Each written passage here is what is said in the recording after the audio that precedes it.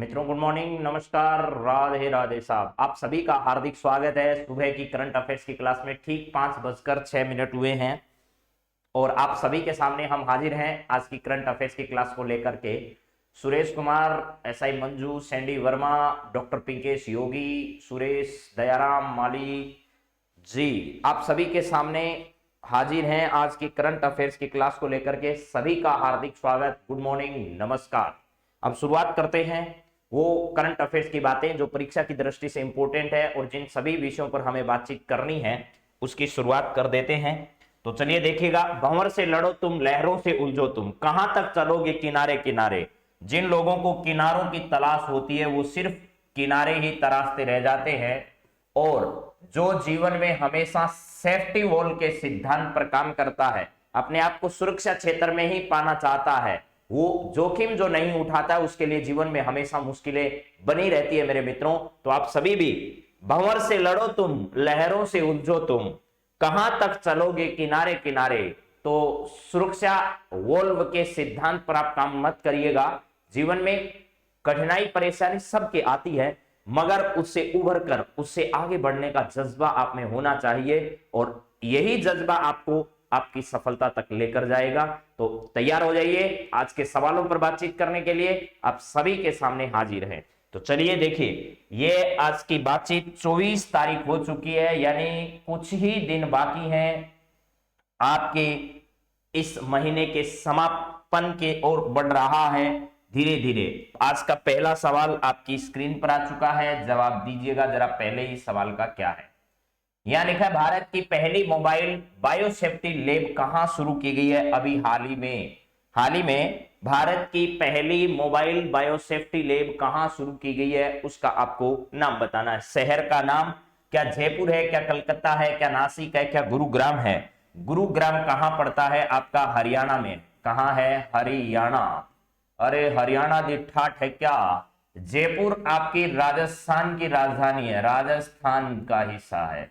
इसके बाद कलकत्ता पश्चिमी बंगाल, ममता दीदी का गढ़ है, खेला होवेला भैया।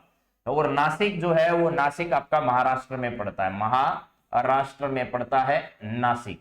तो ये सब में से आपको सही जवाब देना है, इनमें से कौन सा सही है। तो इसका सही जवाब मित्रों मैं आपको बता ही देता हूं। इसका सही जो जवाब है वो है आपका नासिक। नासिक महाराष्ट्र में भारत की पहली मोबाइल बायोसेफ्टी लैब जो है वो क्या की गई है? शुरू की गई है। नासिक में ऐसी बायोसेफ्टी लैब जो है वो आपको पता होना चाहिए, स्वास्थ्य एवं परिवार कल्याण मंत्रालय। स्वास्थ्य एवं क्या है? परिवार कल्याण मंत्रालय। परिवार कल्याण मंत्रालय की तरफ से इसे शुरू किया गया है। और शुरू करने का काम किसके द्वारा किया गया है? तो राज्य मंत्री हैं स्वास्थ्य कल्याण मंत्रालय में डॉक्टर भारती पवार। क्या है? भारती पवार जो है यहाँ की क्या है? राज्य मंत्री है, उन्होंने इसको शुरू किया है। वैसे इसके केंद्रीय कैबिनेट मंत्री कौन है? मनसुख मांडविया है। कौन है भाई? मनसुख मांडविया जो है, मांडविया, ये यहाँ के क्या है? ये इसके कैबिनेट मंत्री के रूप में जाने जाते हैं। डॉक्टर भारती पवार ने इसे शुरू किया है। ठीक है, इसे आईसीएमआर जो है, आईसीएमआर प्लस एक, इस प्रकार के जो चिकित्सा क्षेत्र से संबंधित जो भी उपकरण बनाने वाली एक कंपनी है, उपकरण बनाने वाली एक कंपनी है जिसका नाम है क्लेन जेडस। क्या है? क्लेन जेडस नाम की एक कंपनी है। उस क्लेन जेडस नाम की कंपनी का मुख्यालय कहां पर है? मुंबई में है। उन दोनों के द्वारा यानी आईसीएमआर के प्रयास से उपकरण बनाने वाली, चिकित्सा उपकरण बनाने वाली एक कंपनी है जिसका नाम है क्लेन जेडस। चिकित्सा उपकरण बनाने वाली क्लेन जेडस जो है, इसके द्वारा इसे शुरू किया गया है। ठीक है, अच्छा। अरे भाई आप तक आवाज नहीं आई अभी तक, है ना? राम राम सर जी, राम राम सर जी, ठीक हूं जी। अच्छा, इसका मतलब अभी तक आप तक आवाज पहुंच नहीं पा रही है। चलिए देखते हैं अभी इसमें क्या है लोचा, जरा ठीक करते हैं उसको। हम्म,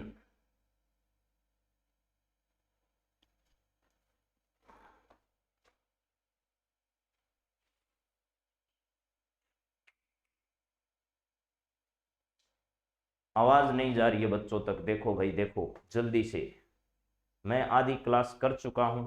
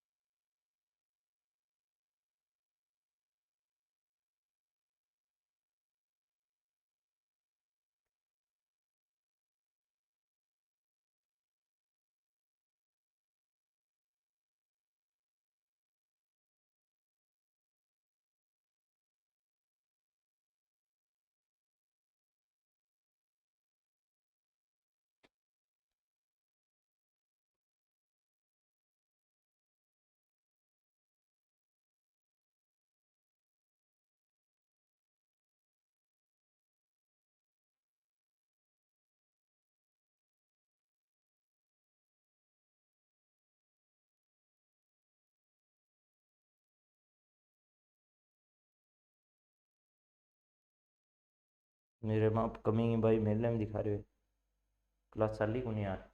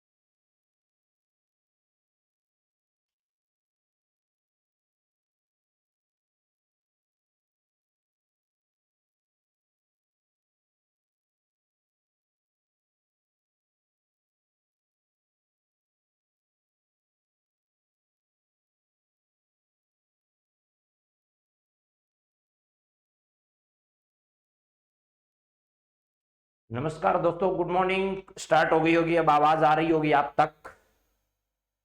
अब आ रही होगी आवाज मेरे हिसाब से। मैंने क्लास हालांकि कुछ समय पहले ही शुरू कर दी थी, उसके बावजूद आप तक आवाज नहीं पहुंच पा रही थी, तो हम लोगों ने एक बार क्लास को बीच में रोक दिया। तो आप सभी का स्वागत है। चलिए, आप सभी की बातचीत का स्वागत करते हैं हम लोग जी। जय श्री कृष्णा, राम राम।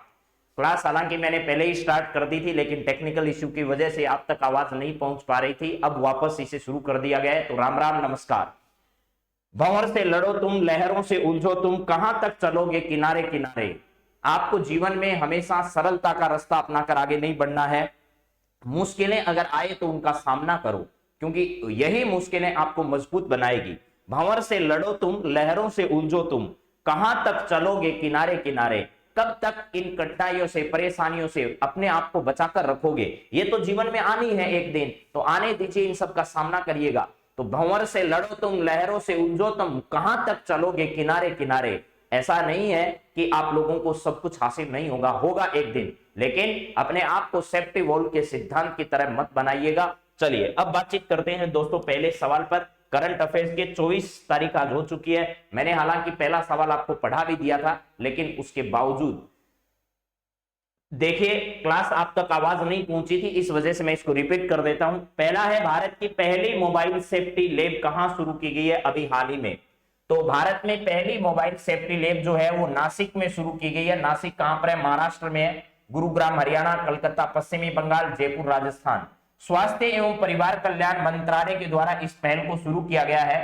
डॉक्टर भारती पवार इसकी राज्य मंत्री है। ये क्या है? राज्य मंत्री है।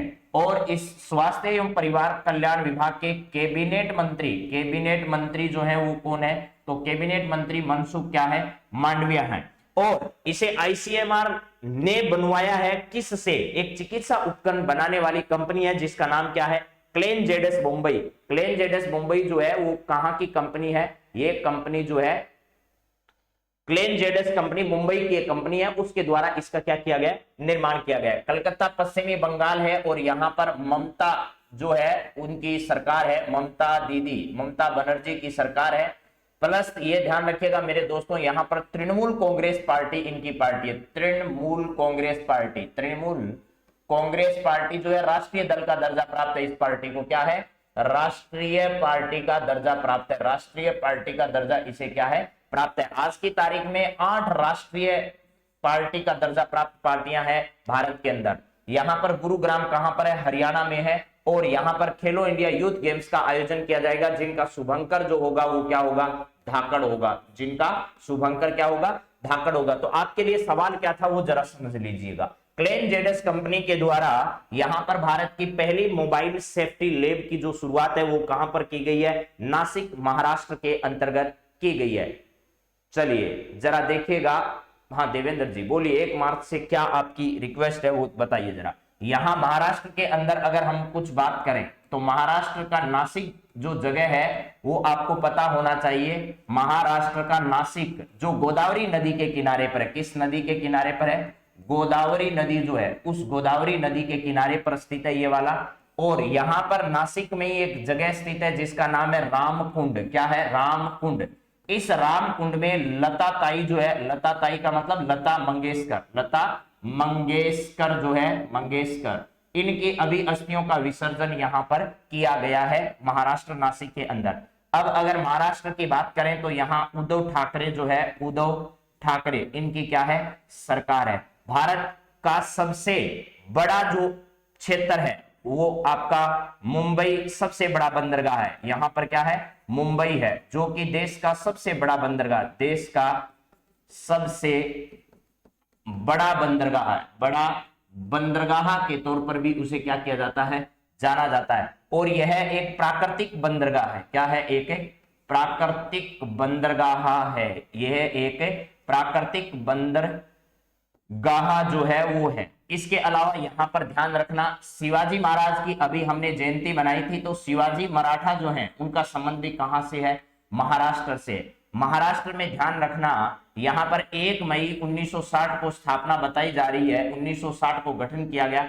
1 मई के दिन क्या किया जाता है, महाराष्ट्र दिवस मनाया जाता है। यहां पर क्या किया जाता है, महाराष्ट्र दिवस जो है वो कब मनाया जाता है, तो 1 मई के दिन महाराष्ट्र दिवस जो है वो यहां पर मनाया जाता है। महाराष्ट्र दिवस 1 मई के दिन आता है। इसके अलावा महाराष्ट्र में Sanjay Gandhi national park, Sanjay Gandhi national park जो है वो यहां पर क्या है, स्थित है। इसके अलावा मेरे दोस्तों चंदोली जो है, चंदोली ये नेशनल पार्क यहां पर स्थित है।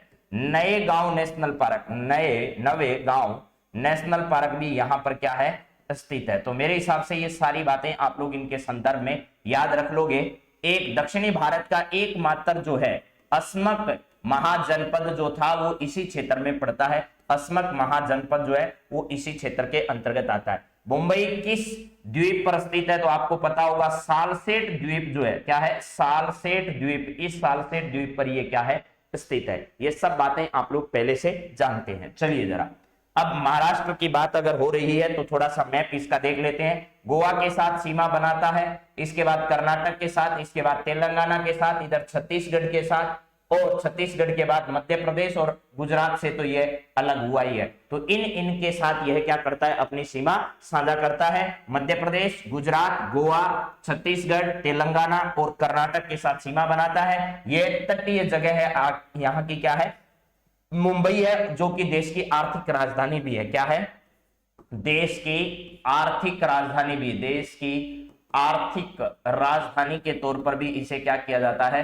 जाना जाता है। तो चलिए अब अगले सवाल पर हम लोग बढ़ते हैं। अगला सवाल आपकी स्क्रीन पर जो आया है वो पढ़िए क्या है। वित्तीय स्थिरता और विकास परिषद की 25वीं बैठक का आयोजन 22 फरवरी 2022 को कहां पर किया गया। ये वित्तीय स्थिरता और विकास परिषद जो है इसको शॉर्ट में मेरे दोस्तों बोला जाता है एफएसडीसी। इस एफएसडीसी का गठन जो है वो दिसंबर 2010 में किया गया था। कब, दिसंबर 2010 में इसका गठन किया गया था। और इससे पहले जो अंतिम बैठक थी, अंतिम बैठक इससे पहले जो है वो सितंबर 2021 में की गई थी। कब ये की गई थी, 3 सितंबर 2021 को, 3 सितंबर 2021 को इस बैठक का आयोजन किया गया था। इस बैठक का मुख्य उद्देश्य वित्तीय स्थिरता बढ़ाना है। अभी जो विवाद चल रहा है यूक्रेन और रूस का, वो केवल यूक्रेन और रूस के मध्य ही संबंधों को प्रभावित नहीं करता है, बल्कि कई देशों की यह क्या करता है, कई देशों की अर्थव्यवस्था को प्रभावित करने वाला है। तो वित्तीय, यहां पर क्या है, वित्तीय स्थिरता बढ़ाना इस मीटिंग का उद्देश्य, वित्तीय स्थिरता बढ़ाना प्लस इसके साथ साथ क्या करना है, यहां वित्तीय क्षेत्र जो है, वित्तीय क्षेत्र का विकास करना, वित्तीय क्षेत्र का क्या करना भैया, विकास करना। इसके अलावा मेरे मित्रों वित्तीय साक्षरता बढ़ाना, वित्तीय साक्षरता बढ़ाना, साक्षरता बढ़ाना इसका उद्देश्य है। इसमें विभिन्न प्रकार के अर्थव्यवस्था से जुड़े हुए लोग जो हैं वो भाग लेते हैं, जैसे आरबीआई का गवर्नर है, ये सब लोग जो है वो यहां पर आते हैं। हाँ जी, चलिए यहां पर है इसका सही जवाब। इसकी बैठक का आयोजन कहां पर किया गया? मुंबई में इस बैठक का आयोजन किया गया, हैदराबाद में नहीं, नई दिल्ली में नहीं, अहमदाबाद में, मुंबई में। इसके अलावा आप लोगों को मैंने एक बात आपको पहले से ही बता रखी है यहां पर कि भैया वाटर टैक्सी सेवा, वाटर टैक्सी सेवा शुरू करने वाला शहर जो है वो आपका कौन सा है? मुंबई है। वाटर टैक्सी सेवा जो है वो शुरू करने वाला शहर कौन सा है? वो आपका मुंबई है। इसके अलावा ओलंपिक समिति जो है, ओलंपिक समिति, इस ओलंपिक समिति की बैठक जो है वो 2023 में कहां की जाएगी? वो भी मुंबई में आयोजित की जाएगी। ये भी हमें ध्यान रखना है। नई दिल्ली देश की राजधानी है। हैदराबाद क्षेत्र जो है वो कहां पड़ता है? हैदराबाद क्षेत्र तो पड़ता है कर्नाटक में, लेकिन हैदराबाद कहां पर है? ये हैदराबाद है तेलंगाना में। बोले ऐसे कैसे? हैदराबाद जिस शहर के नाम से हम लोग जा रहे हैं वो तो है आपका अब तेलंगाना में, तेलंगाना की अभी राजधानी है, लेकिन हैदराबाद कर्नाटक क्षेत्र जो है वो एक क्षेत्र भी आप लोगों को ध्यान रखना चाहिए, जिसके विशेष कार्य के लिए वहां के राज्यपाल को विशेष सेवाएं जो है वो प्रदान की जाती है। इसके अलावा अहमदाबाद जो है वो कहां पर है? आपका गुजरात में। अभी भारत और वेस्ट इंडीज के बीच में जो श्रृंखला आयोजित हुई वो अहमदाबाद में आयोजित हुई, प्लस यहाँ का मोदी स्टेडियम जो है, मोदी स्टेडियम जो है वो देश का सबसे बड़ा स्टेडियम यहां का है। दूसरा सबसे बड़ा स्टेडियम जो है वो राजस्थान के जयपुर में चौक गांव जो कि चोमू में स्थित है वहां पर क्या है? बनने जा रहा है। तो ये ध्यान रखना। और अहमदाबाद और आपका एक यहाँ का शहर है जिसका नाम क्या है? सूरत शहर है। ये दोनों सूती कपड़े के लिए क्या है? प्रसिद्ध है। सूती कपड़ा जो है, सूती कपड़े के लिए ये दोनों शहर क्या है? प्रसिद्ध है। प्लस ये दोनों शहर किस नदी के किनारे प्रस्थित है? तो आपको ये भी पता होगा, साबरमती नदी जो है, साबरमती नदी जो कि कहां से निकलती है? राजस्थान के उदयपुर जिले से निकलती है। उस नदी के क्या है? ये किनारे पर स्थित है। तो चलिए सारी बातें मैंने आपको बता दी है। भारत में वित्तीय व्यवस्थाओं को सही ढंग से संचालित करने, वित्तीय स्थिरता को बढ़ाने के लिए, वित्तीय क्षेत्र का यहां पर विकास करने के लिए वित्तीय स्थिरता और विकास परिषद, जिसकी स्थापना दिसंबर 2010 में की गई, एफएसडीसी के नाम से उसे हम लोग जानते हैं, उसकी बैठक का आयोजन मुंबई में किया गया। चलिए मित्रों अगले सवाल पर हम लोग बढ़ते हैं। एंटोनिया नाम का एक तूफान जो है, इसके कारण कौन सा देश हाल ही में चर्चा में आया है? उस देश का नाम बताना है। एंटोनिया तूफान जो है वो कई देशों में तबाही लेकर आया है अभी हाल ही में पिछले दिनों। उसको लेकर के कौन सा देश इसमें है जो कि ज्यादा चर्चा में है? तो देखिए दोस्तों, इन देशों में ज्यादा तबाही किसने मनाई है? सबसे ज्यादा जर्मनी में। सबसे ज्यादा कहां पर? जर्मनी में। इसके बाद आयरलैंड, आयरलैंड यानी उत्तरी हिस्सा जो है यहां पर। इसके अलावा ब्रिटेन का कुछ हिस्सा, ब्रिटेन का कुछ हिस्सा। इसके अलावा बेल्जियम, कहां पर? ये बेल्जियम में। इसके अलावा नीदरलैंड, नीदरलैंड ये इलाका जो है यूरोप का, इस इलाके में इसने क्या किया? तबाही मचाई है। तो सबसे ज्यादा एंटोनियो तूफान के कारण यहां पर कई लोगों की मृत्यु की वजह से चर्चा में जो आया है वो जर्मनी आया है। क्या है? जर्मनी इसका सही जवाब है। जर्मनी ने कल चीन को झटका दिया है। आपको पता होगा यहाँ की एक पाइपलाइन योजना चल रही थी, उस पाइपलाइन योजना को कैंसिल कर दिया। किसके द्वारा? जर्मनी के द्वारा। प्लस इसके अलावा जो रूस और यूक्रेन का विवाद है उसमें भी जर्मनी कूद पड़ा है। क्या कर रहा है? जर्मनी कूद पड़ा है, क्योंकि हथियारों की जो लेन देन है उसको लेकर के जर्मनी और रूस के बीच में भी विवाद अब बढ़ता जा रहा है। जर्मनी इस सवाल का क्या है? सही जवाब है। जर्मनी के चांसलर कौन है? जर्मनी के चांसलर, नए चांसलर किसको बनाया गया जर्मनी का? ये बात आपको कई बार मैंने बता रखी है। एंजेला मार्केल के स्थान पर ओलाफ स्कोल्ज जो है, ओलाफ स्कोल्ज जो है वो क्या किए गए हैं? जर्मनी के नए चांसलर बनाए गए। किन के स्थान पर बने हैं ये? एंजेला मार्केल के स्थान पर। एंजेला मार्केल जो है इनके स्थान पर इनको बनाया गया है। यहाँ के राष्ट्रपति कौन है? ये भी अभी हाल ही में पढ़ाया था यहाँ के राष्ट्रपति के बारे में। वाल्टर जो है, क्या है? वाल्टर, यहाँ वाल्टर स्टीनमियर ये यहाँ के क्या है भैया? राष्ट्रपति हैं। इसके अलावा ये जर्मनी जो है वो आपका कहां पड़ता है? यूरोप में पड़ता है। ठीक है, और यूरोप है, इसकी राजधानी जो है वो क्या है? बर्लिन है, बर्लिन है। यहाँ जर्मनी हमारे सुभाष चंद्र बोस पहुंचे थे, आपको पता होगा। सुभाष बाबू जो है वो कहां पहुंचे थे? बर्लिन पहुंच चुके थे सुभाष चंद्र बोस। स्वतंत्रता आंदोलन के समय सुभाष चंद्र बोस कहां पहुंचे थे? जर्मनी के बर्लिन पहुंचे थे और वहां जाकर किससे मुलाकात की थी? हिटलर से मुलाकात की थी। हिटलर जो है उससे कहां मुलाकात की थी? तो जर्मनी जाकर वहां पर इन्होंने मुलाकात की। चलिए अब बढ़ते हैं थोड़ा सा आगे की ओर। अगला सवाल जरा देखिएगा। ये पूरा आपका जर्मनी का मैप नजर आ रहा है। ये आपका क्या है? उत्तरी सागर है। ये आपका उत्तरी सागर है, उत्तरी सागर है। और इधर वाला आपका बाल्टिक सागर है। इधर वाला क्या है? ये आपका बाल्टिक सागर है। उत्तरी सागर और बाल्टिक सागर जो है इसके साथ सीमा बनाता है। यहां तक इसकी सीमा है। इसके ऊपर डेनमार्क पड़ता है। क्या है? डेनमार्क जो है इससे ऊपर पड़ता है। और डेनमार्क की भूमि को काटकर एक नहर का निर्माण किया गया, जिस नहर को कहा जाता है कील नहर। क्या कहा जाता है?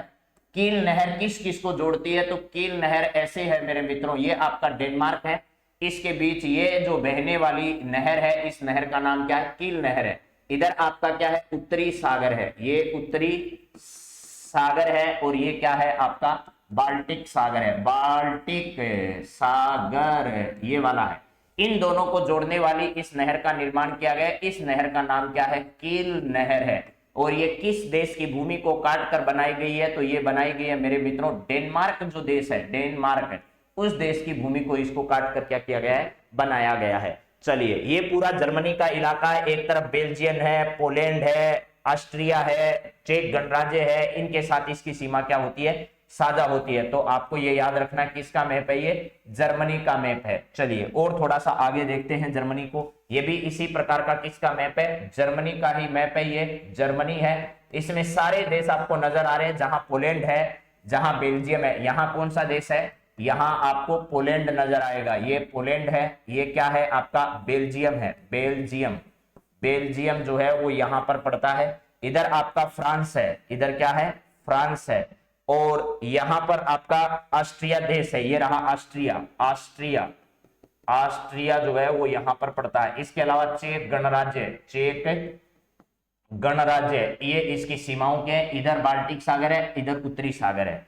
और ज्यादा विस्तार से देखने के लिए नीदरलैंड को आप लोग देख सकते हैं। ये आपका नॉर्थ सी है, यानी उत्तरी सागर है।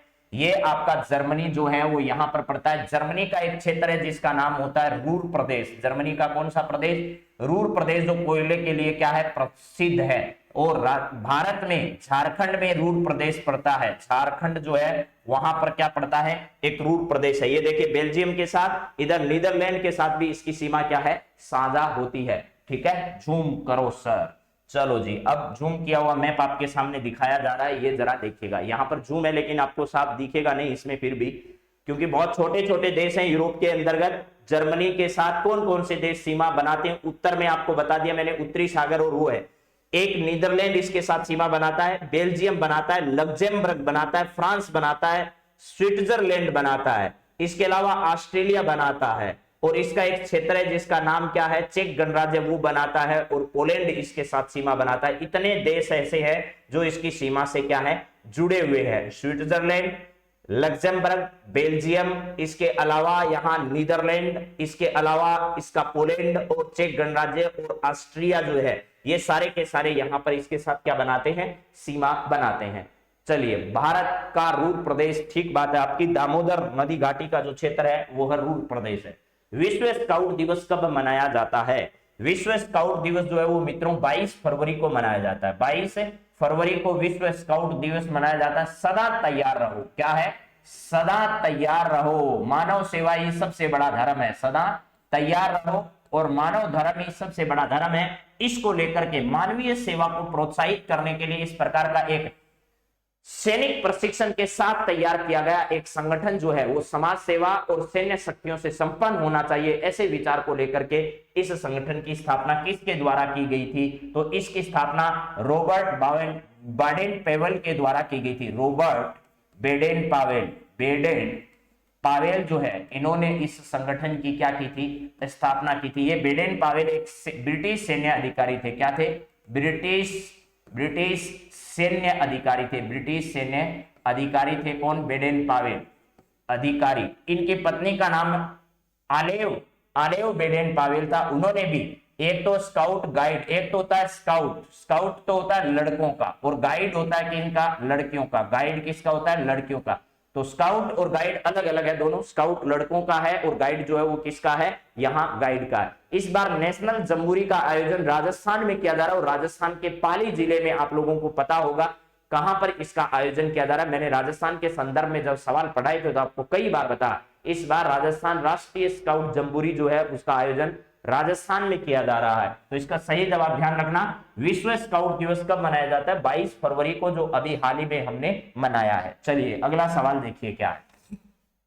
आयुष स्टार्टअप चैलेंज नामक पहल किसके द्वारा शुरू की गई है। आयुष क्षेत्र में आयुष्मान भारत अभियान हम लोग जानते हैं आयुष मंत्रालय के द्वारा शुरू किया गया। आयुष मंत्रालय के द्वारा एक पहल शुरू की गई थी, आयुष मंत्रालय के द्वारा आयुष्मान भारत योजना क्या शुरू की गई, आयुष्मान भारत योजना, आयुष्मान भारत योजना हमने शुरू की थी। इसका सबका एक ही उद्देश्य है, क्या है, स्वस्थ होना चाहिए भारत, स्वस्थ भारत का निर्माण करना ही हमारे सभी मिशन का क्या है, उद्देश्य है। जैसे चिरंजीवी योजना राजस्थान में चलाई गई थी, चिरंजीवी योजना, चिरंजीवी योजना, इस चिरंजीवी योजना के तहत सरकार ने 5 लाख रुपए के स्थान पर बजट में बढ़ाकर कितना कर दिया है, 10 लाख का बीमा क्लेम देने का फैसला सरकार ने किया है। तो इन सब का उद्देश्य एक ही है, स्वस्थ होने चाहिए प्रत्येक नागरिक, जो है राज्य के हैं, देश के हैं, वो सब।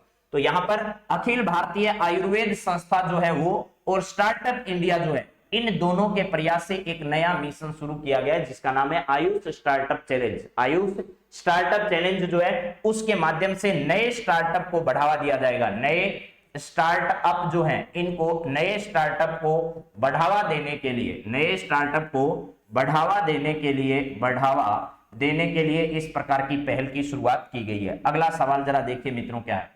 वेदांत ग्रुप की केरन ऑयल एंड गैस कंपनी ने राजस्थान के बाड़मेर में एक ब्लॉक तेल भंडार की खोज की है जिसका नाम क्या रखा गया है, ये बताइएगा। आपने बहुत सारे नाम सुने होंगे, जैसे है कामेश्वरी, कामेश्वरी, जैसे है राजेश्वरी, कामेश्वरी, राजेश्वरी, भागेश्वरी, भागेश्वरी, भागेश्वरी, ये सब नाम आपने सुन रखे हैं पहले से। एक आपने सुन रखे होंगे बकरी वाला, बकरी वाला, बकरी वाला, इसके अलावा टीबे वाला, टीबे वाला, बकरी वाला, टीबे वाला, ये वाला वाला वाला भी सुन रखे होंगे। कामेश्वरी, राजेश्वरी, भागेश्वरी, ये सब जो नाम है वो किससे संबंधित है, ऑयल जो तेल भंडार क्षेत्र है उनके नाम पर ऐसे किए गए हैं, ये नाम रखे गए, कामेश्वरी, भागेश्वरी, रागेश्वरी, ये सब। बकरी वाला, टीबे वाला, देखिए ये सब जो है वो बाड़मेर सांचौर जो बेसिन है उस बाड़मेर सांचौर बेसिन में है, और ये वाला जो है वो जैसलमेर बेसिन में। जब भी बकरी वाला, टीबे वाला ऐसे आ जाए तो आप समझ जाना कि जैसलमेर बेसिन जो है उस बेसिन से जुड़े हुए हैं, और कामेश्वरी, रागेश्वरी, भागेश्वरी ऐसे आए तो बाड़मेर सांचौर जो बेसिन है उससे जुड़ा हुआ है। लेकिन मैंने तो आपसे पूछा है कि राजस्थान के बाड़मेर में एक ब्लॉक तेल भंडार की खोज किसने की है, वेदांता ग्रुप की एक कंपनी है जिसका नाम है केरन एंड ऑयल गैस कंपनी है, इसके द्वारा राजस्थान के बाड़मेर में एक नए ब्लॉक की खोज की गई है, उसका नाम क्या रखा गया है, ठीक है। हाँ जी, चलिए बताइए जरा क्या होगा इसका सही जवाब।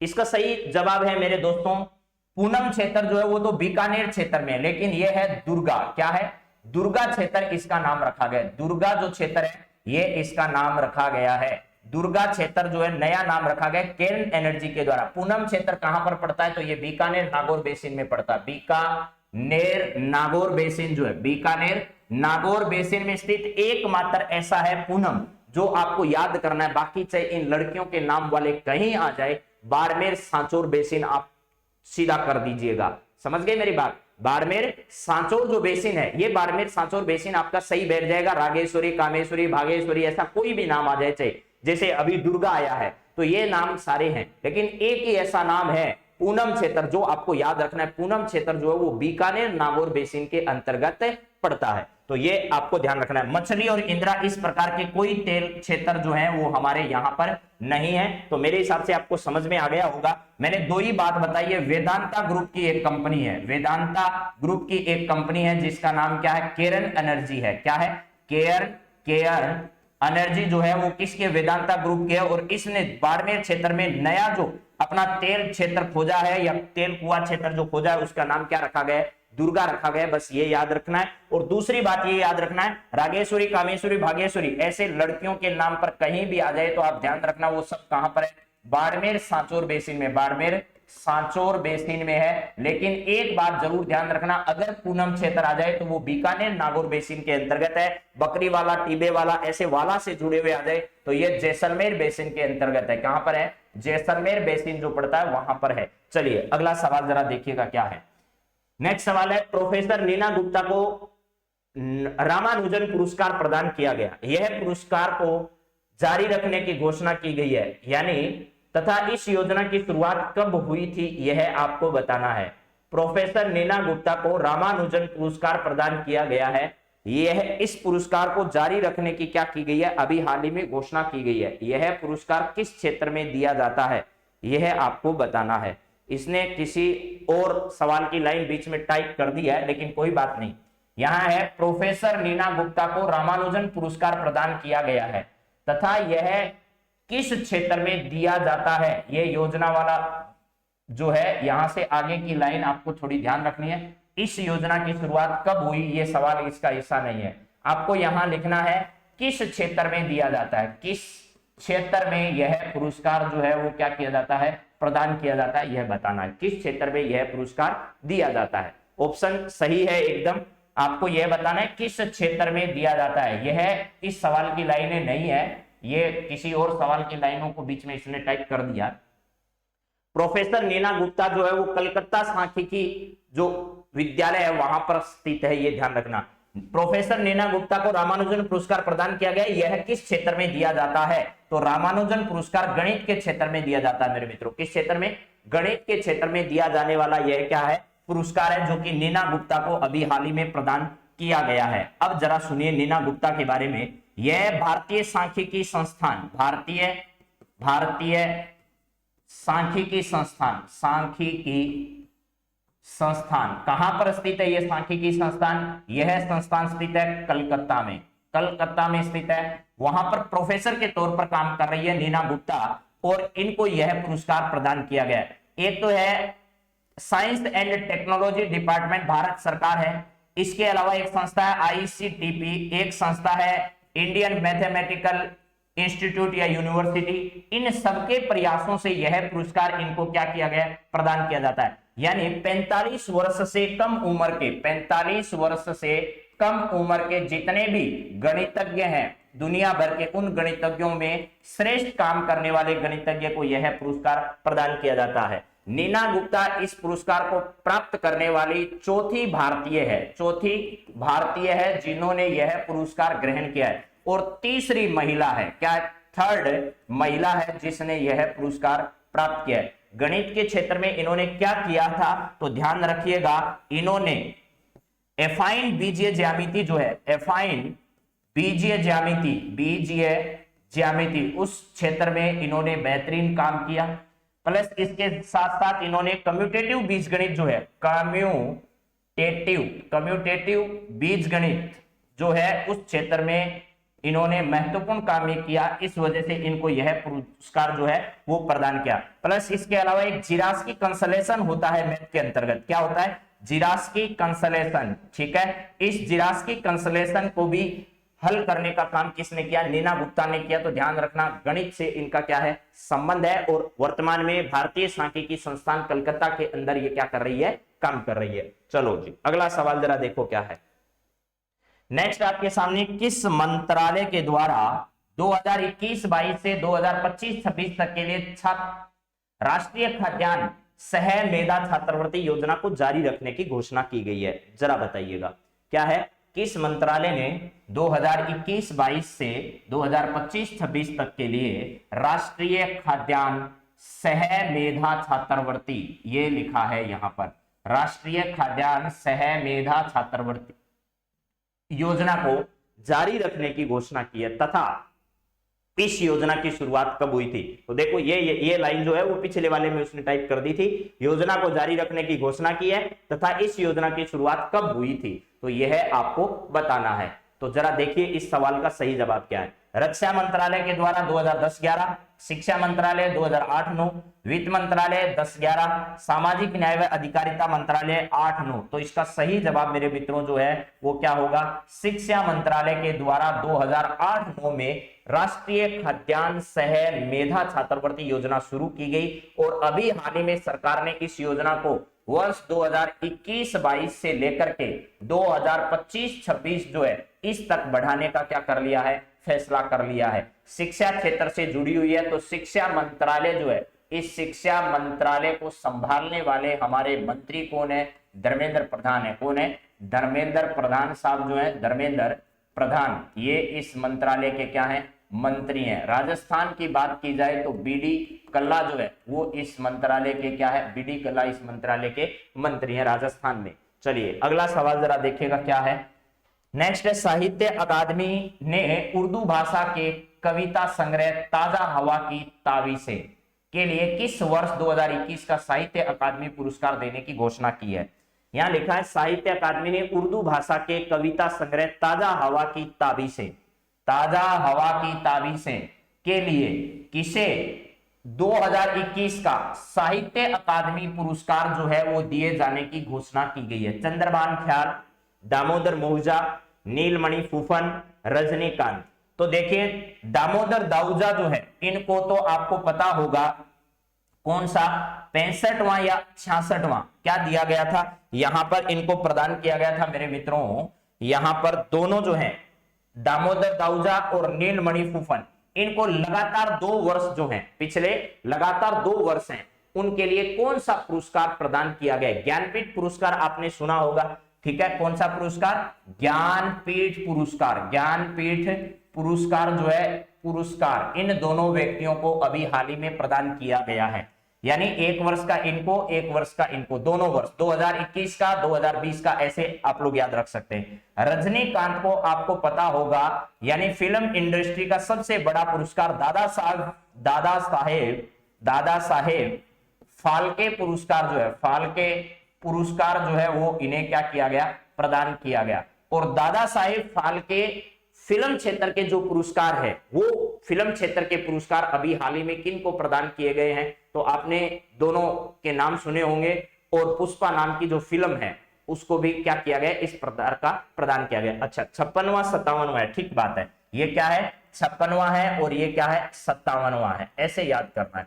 56वां और 57वां पुरस्कार आप लोग याद कर लीजिएगा। इससे पहले मलयालम भाषा के लिए भी है पुरस्कार जो है वो प्रदान किया गया था 55वां अकीतम अच्युतम नंबूदरी को। किसको, अकीतम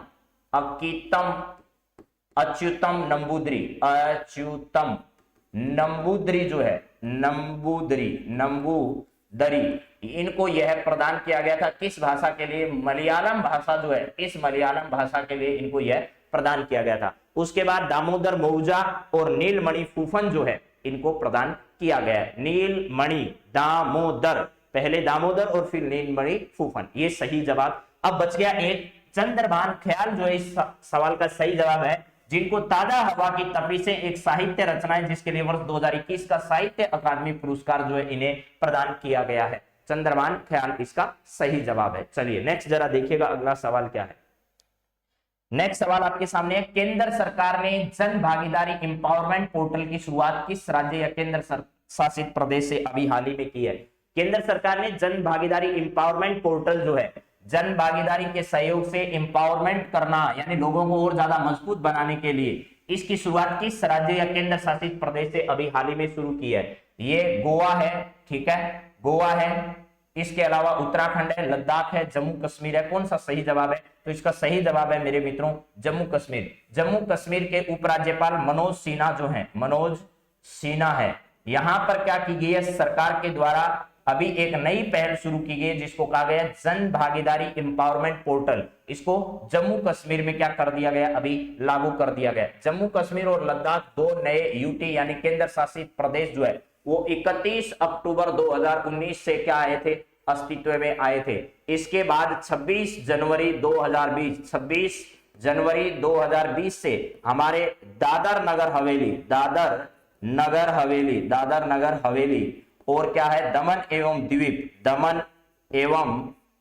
एवं द्वीप को जब मिला दिया गया उसके बाद भारत की स्थिति जो है वो 28 राज्य और क्या हो गए 8 यूटी यानी केंद्र शासित प्रदेश की स्थिति जो है वो हमारे यहाँ हो गई। पहले हालांकि 29वां राज्य जून 2014 के अंतर्गत तेलंगाना बना था, लेकिन उसके बाद जब पुनर्गठन इनका किया गया जम्मू कश्मीर पुनर्गठन अधिनियम के तहत तो इनका कर दिया गया और बाद में जम्मू कश्मीर के बाद में 26 जनवरी 2020 को दादर नगर हवेली और दमन द्वीप जो है इनका प्रशासनिक दृष्टि से क्या कर दिया गया, विलय कर दिया गया। ये भी बात है।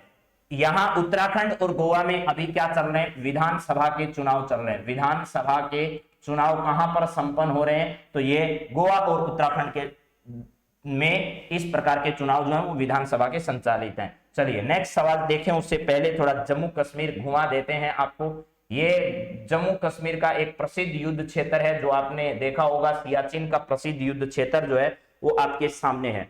2600 वर्ग किलोमीटर इलाका भारत और पाकिस्तान के बीच आज भी विवाद का विषय बना है। ये नॉर्दर्न एरिया जो है वो हम लोग पीओके के नाम से जानते हैं। ये इलाका आज पाकिस्तान के पास है, ठीक है। ये हमारा लद्दाख और जम्मू कश्मीर की सीमा है। ये वाला इलाका जो है वो इधर वाला अक्साई चीन का हिस्सा है। ये अक्साई चीन है। एक एलएसी है, एक एलओसी है। एक क्या है, एलओसी है, एक एलएसी है, ठीक है। लाइन ऑफ कंट्रोल है और एक है लाइन ऑफ एक्चुअल कंट्रोल है। ऐसे दो लाइनें हैं। ये नॉर्दर्न एरिया है, ये अक्साई चीन का इलाका है। यहां आपका जो युद्ध क्षेत्र है ये कौन सा है, ये सियाचिन है। इससे ऊपर भी इधर वाला हिस्सा पाकिस्तान ने क्या कर लिया है, कब्जा लिया है भैया। 6000 मीटर से ज्यादा ऊंचाई वाला है युद्ध क्षेत्र। -70 डिग्री तापमान रहता है यहां कम से कम सर्दियों में, और 1000 सेंटीमीटर से ज्यादा बर्फ यहां पर लगातार क्या करती रहती है, गिरती रहती है। तो यहां पर नुब्रा घाटी वाला क्षेत्र इधर है। लद्दाख में जब हम जाते हैं तो इधर नुब्रा घाटी वाला क्षेत्र पड़ता है, जहां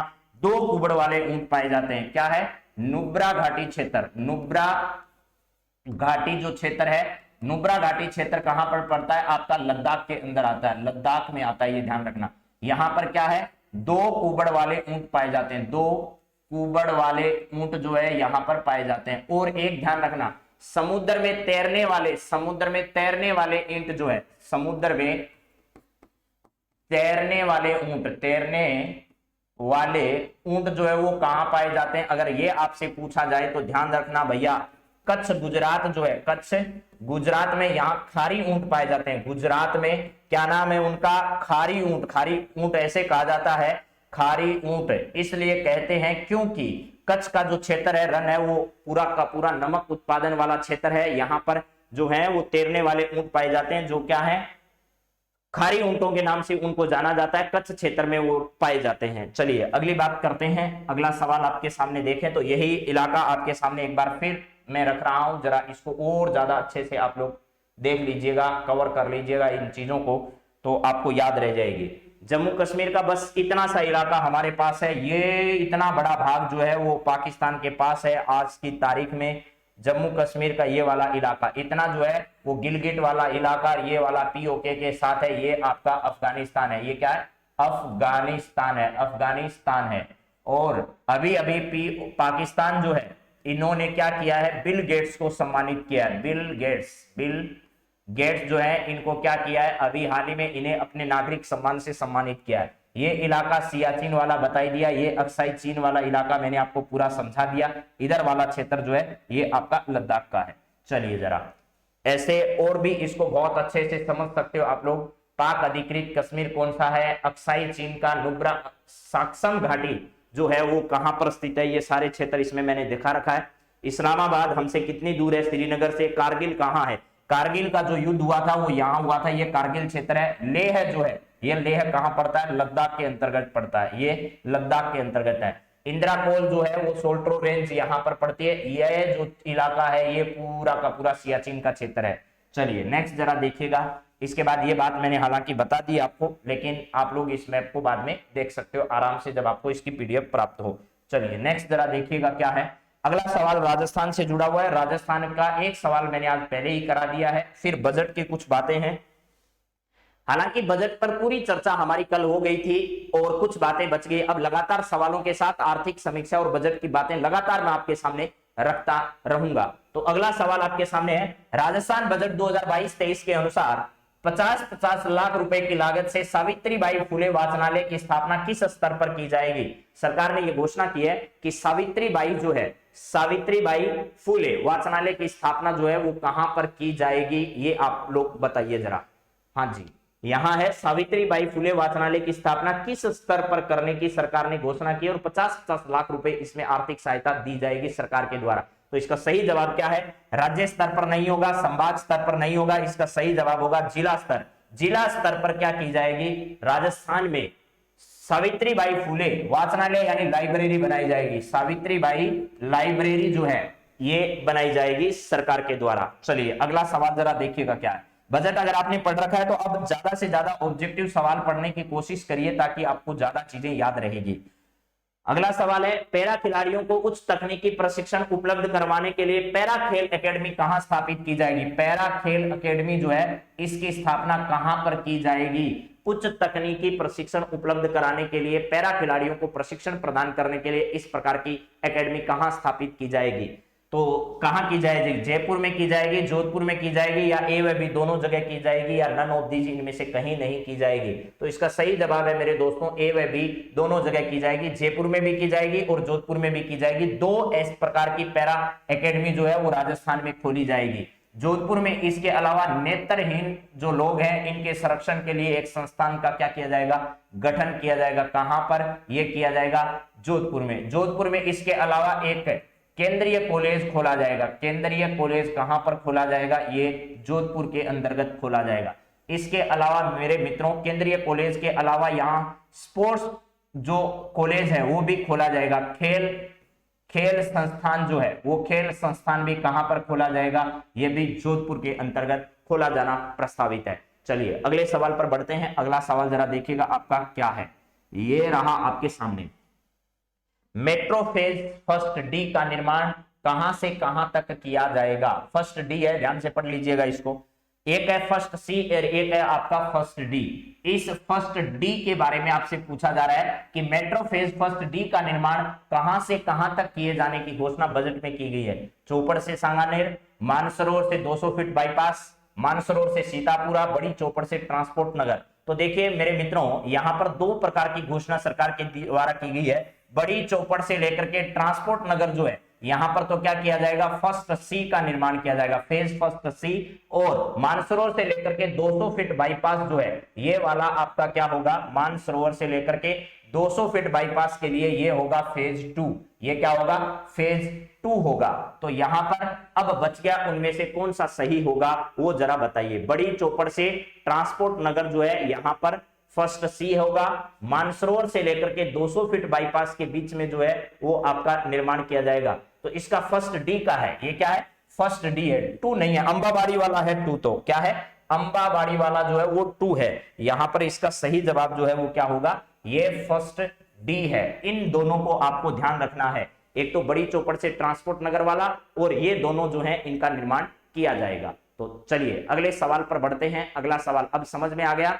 मानसरोवर से लेकर के 200 फीट बाईपास एक बनेगा, दूसरा बड़ी चौपड़ से लेकर के ट्रांसपोर्ट नगर तक बनने वाला है। ये दोनों जो है इनका निर्माण किया जाएगा फेज फर्स्ट के अंतर्गत ही। एक फर्स्ट सी होगा, एक फर्स्ट डी होगा। तो चलिए अगला 2 नंबर है वो कहां से कहां होगा? तो अंबाबाड़ी से लेकर के सांगानेर के बीच में उसका निर्माण किया जाएगा, या सीतापुरा कह दीजिएगा। कहां पर? अंबाबाड़ी से सीतापुरा या फिर सांगानेर, इस क्षेत्र को जोड़ने के लिए फेज 2 चलाया जाएगा। फेज 2 चलाया जाएगा। अगला देखो, अगला सवाल है 14 नंबर। बजट 2022-23 में कृषि संबल मिशन के तहत भूमिहीन 2 लाख श्रमिकों को प्रति परिवार कितनी राशि प्रति वर्ष दिए जाने की घोषणा सरकार ने की है? बजट 2022-23 में कृषि संबल मिशन के तहत, यानी कृषि संबल योजना हम लोग चलाने वाले हैं। तो इस कृषि संबल योजना के तहत 2 लाख श्रमिकों को प्रति परिवार कितनी राशि प्रति वर्ष दी जाएगी? 5,000 रुपए, 10,000 रुपए, 15,000 रुपए, 20,000 रुपए। तो सरकार जो है इसके लिए कितनी राशि देने वाली है? सरकार 5,000 रुपए प्रति वर्ष देने वाली है इस योजना के तहत। यानी 5,000 रुपए जो है वो प्रति वर्ष दिए जाते हैं, ईयरली दिए जाएंगे, ये ध्यान रखना है। ये ईयरली किस योजना के तहत? कृषि संबल मिशन चलाया जाएगा। एक कृषि संबल मिशन चलाया जाएगा, संबल मिशन एक चलाया जाएगा, उस मिशन के तहत यह राशि प्रदान की जाएगी। तो 5,000 रुपए की राशि इसका सही जवाब होगा। अरे भैया 10,000 नहीं है, 5,000 रुपए की राशि सरकार इसमें क्या करेगी, प्रदान करेगी। चलिए अगला सवाल जरा देखिए क्या ये है, कितनी राशि से राजस्थान में स्मार्ट सिटी योजना जो है वो शुरू की जाएगी। राजस्थान में स्मार्ट सिटी योजना कितनी राशि से शुरू की जाएगी, ये जरा बताइए। राजस्थान में देश की तर्ज पर जिस प्रकार देश में स्मार्ट शहरों का निर्माण किया जा रहा है, ठीक उसी प्रकार राजस्थान में भी स्मार्ट शहर जो हैं वो विकसित किए जाएंगे। और वो स्मार्ट शहर जो हैं वो कितने बनाए जाएंगे, इस संख्या का कोई उल्लेख अभी नहीं किया गया है, लेकिन ये बात समझ लीजिए मेरे मित्रों की राजस्थान में स्मार्ट शहर बनने जा रहे हैं और उसके लिए सरकार ने कितनी राशि की घोषणा की है ये आपको बताना है। क्या 100 करोड़ की, क्या 200 करोड़ की, या 500 करोड़ की, या 1500 करोड़ रुपए की राशि, कितनी राशि की सरकार ने अभी घोषणा की है। स्मार्ट शहर, राजस्थान स्मार्ट सिटी बनाई जाएगी, यानी देश की तर्ज पर देश में जिस प्रकार 100 स्मार्ट शहर बनाए गए, जो स्मार्ट शहर बनाए गए वो है कहां ये मुझे भी मालूम नहीं है 100 शहर, लेकिन घोषणा की गई थी कि ये शहर जिसमें राजस्थान के भी 4 शहर शामिल थे, देश में 100 स्मार्ट शहर बनाए जाएंगे। ठीक उसी की तरह पर बनाए कितने जाएंगे, राजस्थान के बजट में इनका कोई जिक्र नहीं है, लेकिन इसके लिए सरकार ने कहा है कि हम 1500 करोड़ रुपए की राशि जो है वो क्या करने वाले हैं, खर्च करने वाले हैं। तो 1500 करोड़ रुपए की राशि से राजस्थान में स्मार्ट सिटी योजना क्या की जाएगी, शुरू की जाएगी। तो मेरे मित्रों ये आज के 15 सवाल थे जो मैंने आपके सामने रखे थे। मेरे हिसाब से आपको ये बातें समझ में आई होगी। कुछ नई बातों को लेकर, कुछ नई जानकारियों को लेकर, कुछ अच्छी और विषय को लेकर आपके सामने इसी प्रकार हम हाजिर होते रहेंगे। बस आप अब हमारा साथ दीजिएगा कि हम आपसे बातचीत करते रहें। तो आज की इस क्लास को आप सब लोगों के साथ, आज मैं पहली बार आप लोगों से इस बात को कह रहा हूं, आप सभी मित्र इस क्लास को ज्यादा से ज्यादा अपने साथियों के साथ शेयर कर दीजिएगा, ताकि ज्यादा से ज्यादा साथी हमारे साथ जुड़ पाएं। और आप लोग जब भी लाइव आए तो अपने साथियों को जगाकर, उठाकर उनको भी पढ़ने के लिए प्रेरित करें और फिट इंडिया मूवमेंट में हिस्सेदार बनिए, ताकि जल्दी उठेंगे, ज्यादा पढ़ेंगे, अच्छे से योग, व्यायाम, ध्यान सब करते हुए अपने जीवन को स्वस्थ और सुखद बनाएंगे। तो आप सभी मित्रों का बहुत बहुत धन्यवाद। जय हिंद, जय भारत।